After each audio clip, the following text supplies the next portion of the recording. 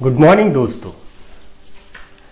कक्षा 6वीं के सामान्य विज्ञान विषय की इस श्रृंखला में आप सभी का स्वागत है। हम द लिविंग वर्ड्स सजीव सृष्टि के बारे में जानकारी प्राप्त कर रहे थे।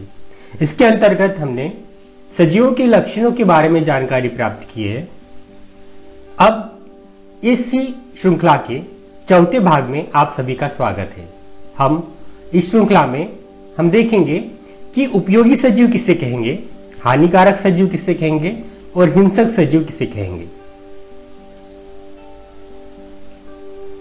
जहां तक कि हमने भाग 1 से लेकर 3 तक देखा है कि सजीवों के कुछ लक्षण होते हैं जिनके आधार पर हम कह सकते हैं कि कोई भी वनस्पति या प्राणी यह सजीव है या नहीं।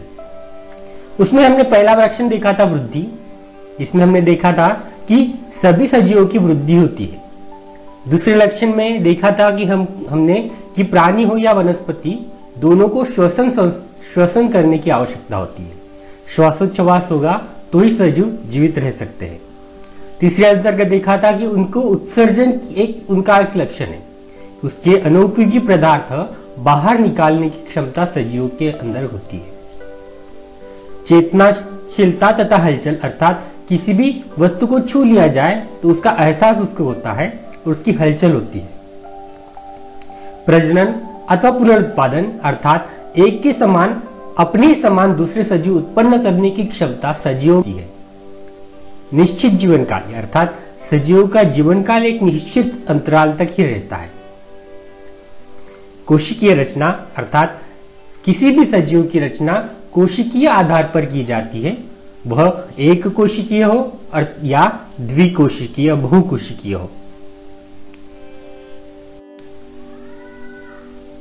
हम हमारे आसपास कई सारे प्राणी वनस्पतियां दिखाई देती है। इन्हीं आधार पर इनका विभाजन 3 भागों में किया जाता है। पहला है उपयोगी सजीव। घरेलू तथा औद्योगिक कामों में वनस्पतियों का उपयोग किया जाता है। उदाहरणार्थ मेथी, केला, आलू, भिंडी, बैंगन का उपयोग भोजन के लिए, तो अड़ूसा, हर्रे, बहेड़ा का उपयोग औषधि वनस्पतियों के रूप में किया जाता है। शतावरी, नीम आदि वनस्पतियों का उपयोग भी हम औषधि वनस्पति के रूप में कर सकते हैं। इसी प्रकार के भी प्राणियों भी हमारे लिए उपयोगी है। अब ये प्राणी कौन कौन से हैं? कुत्ता, बिल्ली, गाय इत्यादि प्राणी हमारे घरेलू उपयोग के लिए पाले जाते हैं।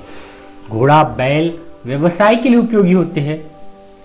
मछलियां, बकरी, भेड़ों और मुर्गियों का उपयोग भोजन के लिए भी किया जाता है ना। ऊंट जैसे प्राणी विभिन्न व्यवसाय के लिए उपयोग होते हैं। केचुआ कृषि के अत्यधिक उपयोगी होता है।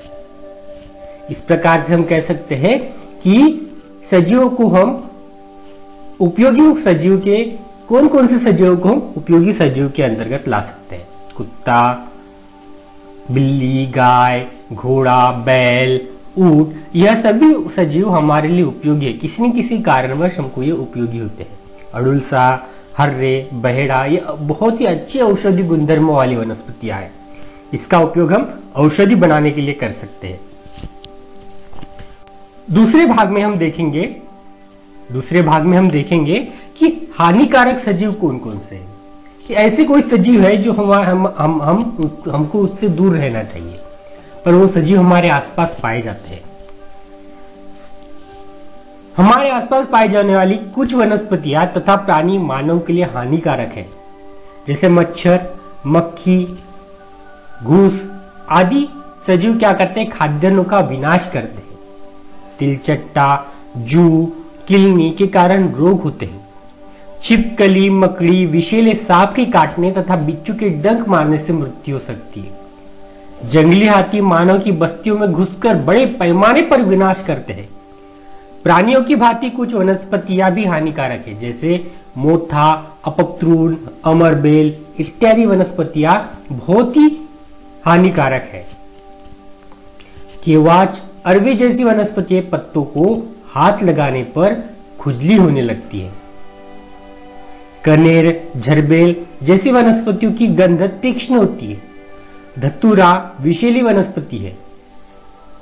कवक, शैवाल जैसी वनस्पतियों की पानी में अत्यधिक वृद्धि होने के कारण पीने का पानी दूषित होता है और इससे बीमारियां फैलती है।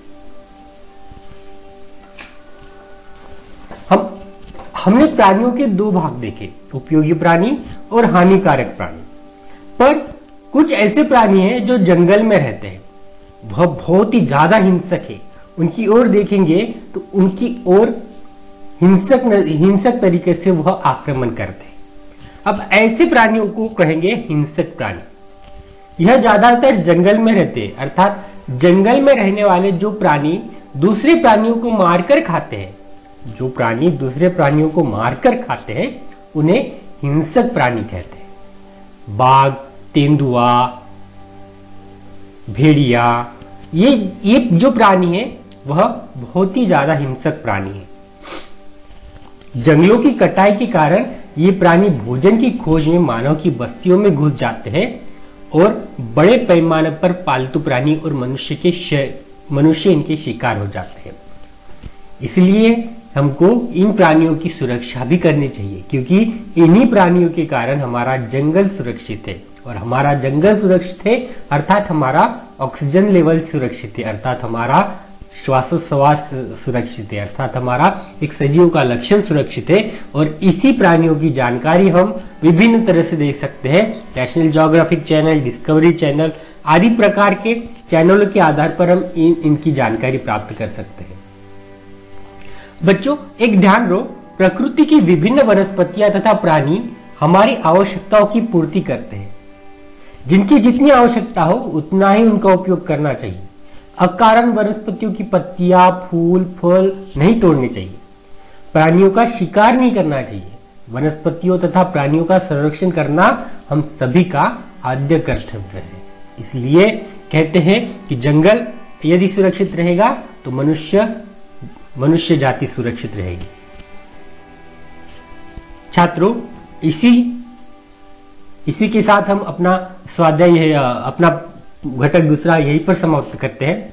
घटक दूसरे के अंत में कुछ स्वाध्याय दिए गए हैं, उसे छुड़ाने का प्रयास कीजिए। और कुछ उपक्रम दिए गए हैं, जैसे भारतीय वनस्पति संरक्षण संस्थान और भारतीय प्राणी संरक्षण संस्थान, जिसके बारे में हमने पढ़ा था, इसकी जानकारी प्राप्त करो। इसके संकेत स्थल दिए गए हैं, उस पर जाकर देखो, उसमें क्या क्या दिखाई देता है वह देखो।